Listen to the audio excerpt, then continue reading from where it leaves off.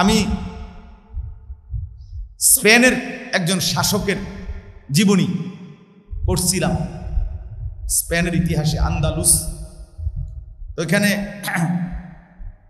এক টানা লাগাতার 50 বছর তিনি স্পেন শাসন করছেন।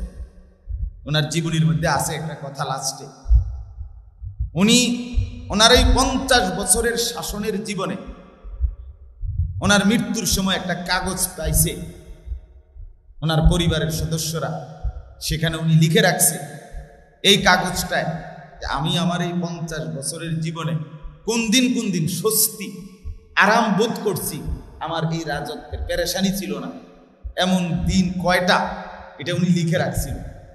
পরে গুনে দেখছে 50 বছরে উনি স্বস্তিতে ছিল